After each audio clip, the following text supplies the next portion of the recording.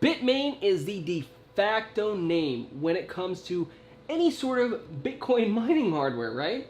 So 2 weeks ago, Bitmain announced that they were launching something called the B3. No one really knew what it was for or why they were putting it out. It's a brand new miner, and it's for an algorithm someone never really heard of before. So I went ahead and I bought one, and I got mine a couple days ago. So today I want to share with you guys how I like it, what I think about it, and what it's going to be best for in the future. I know you guys want to talk about the hardware first, so let's just do that. Let's talk about the hardware first and go to the boring stuff later. So the B3 is actually, and this is surprising here, and actually a collaboration between the team that developed the coin, and which is Bytum, and Bitmain. And that's kind of an interesting thing because we haven't seen that real relationship since Siacoin and the Obelisk, and that actually got beat to market by Bitmain. So seeing someone actually work with Bitmain to develop hardware-specific solutions to their coin is interesting. And it wasn't just anything that was used. The algorithm itself is called tensority, and tensority is kind of a play on the word tensor. So if you have a GPU or you kind of follow any sort of gaming things, you might know that some of your GPUs have something called TensorFlow.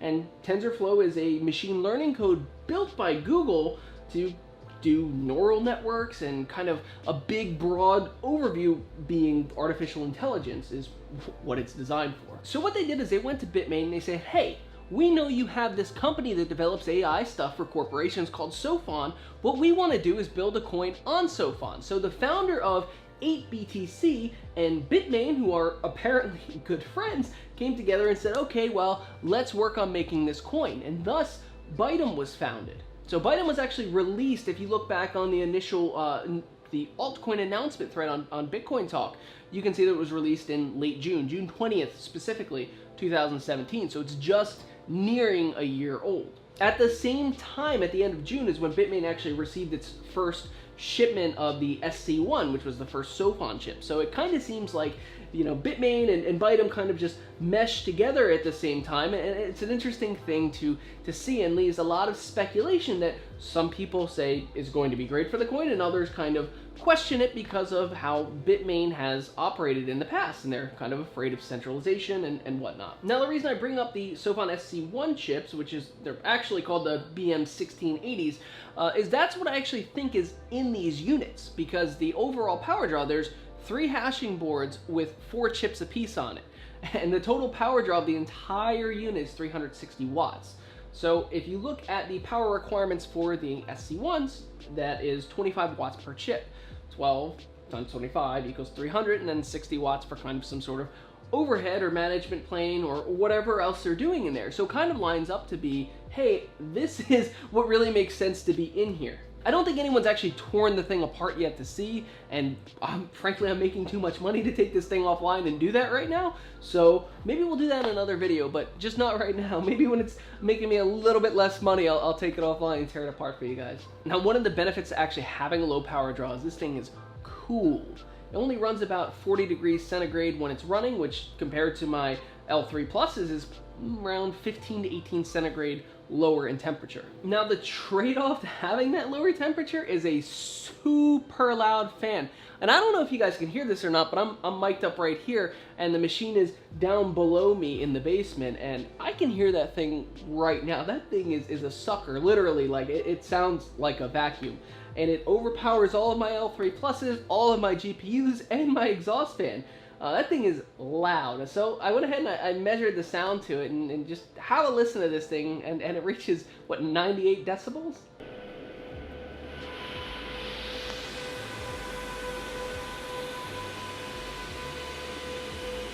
And just while we're looking at videos of things other than me, let's look at the machine itself and compare it in size to the L3 Plus. It's significantly smaller, a few inches smaller when you compare them side by side. So that's interesting that they were able to squish that all into that profile. Now, Bitmain rates this thing at about 780 hashes a second, plus or minus whatever 10. But that's what I'm seeing about the average is 780. And that only pulls 360 watts, which is next to nothing. And you can use either one of the like the Bitmain power supplies. They have like the APW3++, or you can use one of these like server power supplies, like a common slot HP server power supply, and one of these hashing boards. And one of the nice things about them is that they're pretty cheap, and you don't have to go and get a 1200 watt server power supply because the thing only pulls 360 watts. Now Bitmain does say that they'll void your warranty if you use a shoddy power supply, so keep that in mind and do as you may, but it's a cheaper solution than buying a $110 Bitmain power supply for a 360 watt draw. Let's talk about price. This thing was actually pretty expensive when I bought it. It was almost 2,500 bucks, 24 and change. And then right after they put out batch 1, they sold batch 2 to be sold side by side. And I'm talking May 1st to May 10th being the window for delivery for batch 1, and May 11th to May 20th being the delivery window for batch 2. That's pretty unlike Bitmain, and a lot of people were mad. In fact, they actually, someone over on one of the Discords posted a screenshot of a man threatening to go to the Bitmain headquarters and kill himself to kind of bring attention to what they were doing. It got pretty heated, and Bitmain eventually refunded the Chinese market a certain amount. Now that upset the other markets in the rest of the world, and eventually Bitmain gave them a little bit less of a refund than the Chinese market. So it equaled out to be, I think, about a $572, $76 refund that came from Bitmain. So it brought the machine down to under $2,000, about 1,900 bucks, somewhere between 18 and 19 on the latter half. Batch 2 went down to about $1,500, so it was a little bit cheaper, but by the time you got batch 2 versus batch 1, I've already made that difference up. So be that as it may, it did pay a little bit more to have the machine a little bit ahead of everyone else. I guess that kind of brings us right into earnings. How much am I earning with this thing? Well, right now, I will confidently say that if you were to purchase one right now and get one right now, it is the most profitable ASIC that Bitmain sells. When it actually came out, it was making about 400 bucks when Bytem was $1 a day. Right now, it's down to about 80 cents, and I'm making somewhere in the neighborhood of $180 per day today. So it was a nice stream of revenue over the last weekend and into this week.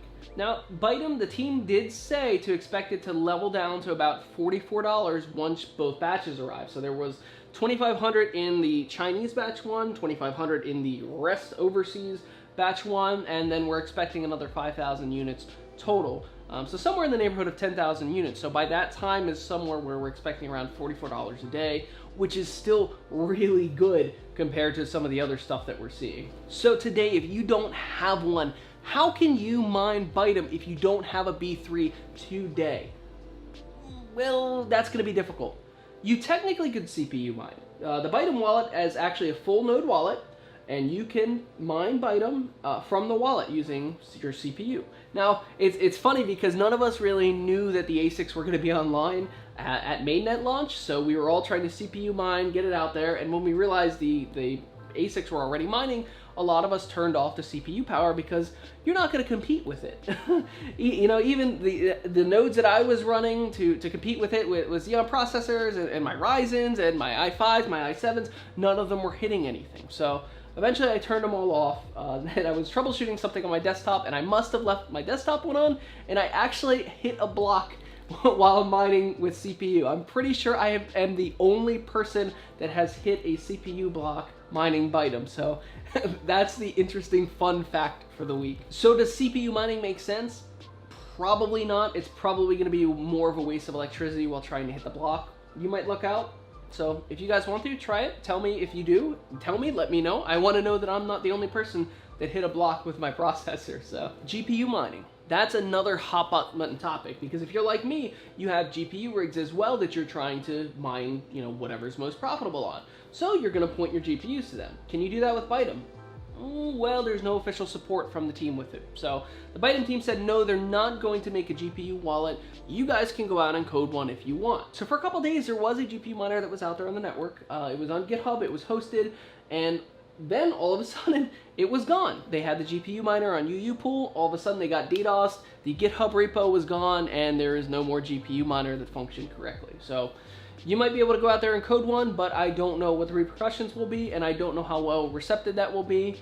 I can say that I did mine with the GPUs, and I did mine with the B3 side by side, and it was not equal. Now you might read on some of the forums that yes, it was, and from a hash rate sense, that's correct.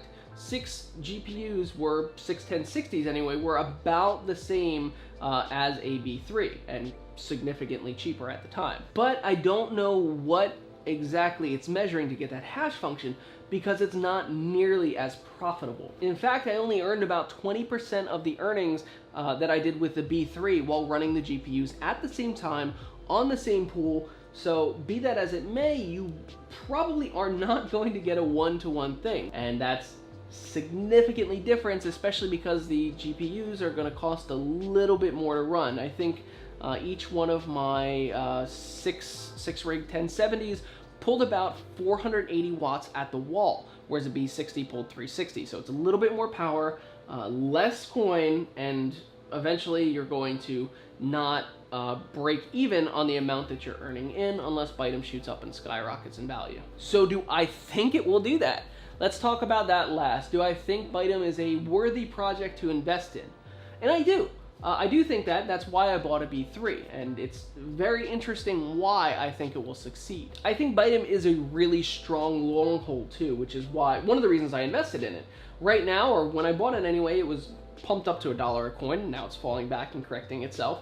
But I think it will go further. I think it will be much higher valued because of how AI is in general and how we're moving towards a more AI-centric society with self-driving cars, with Face ID that uses the built-in, functions in your phone to do AI.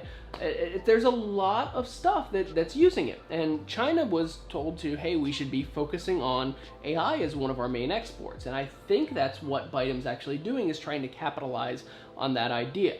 They said already that they were going to try to build a neural network of the B3s to make them more of a adaptive and buyable service. So more than just sending currency across the blockchain and sending it, Bitcoins to whoever. So a company can go out and buy services from Bytem and say, hey, I want to rent out, so much power. So now all of a sudden they're sending out their transactions on the Bytem network. All the B3s are performing the AI calculations, and you're earning money as a result.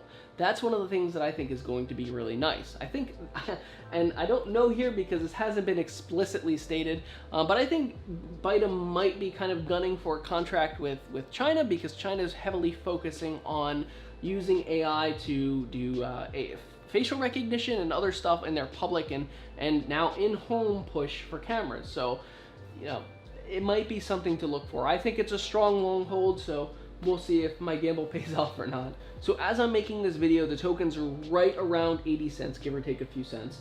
And the coin market cap is 36th highest. So for a fairly new and fairly unknown coin, it's doing pretty well. It's under $1 right now, so I'd say it's a pretty good gamble to buy, at least hold a little bit of. I think it has the potential to shoot up in the fall or winter bull run, but we'll see. So those are my thoughts, guys. I want to know yours. Are you buying a B3? Did you buy one? What are you mining this week? Do you like my new shirt? Tell me in the comments down below. Don't forget to like and subscribe, and I'll see you guys next time.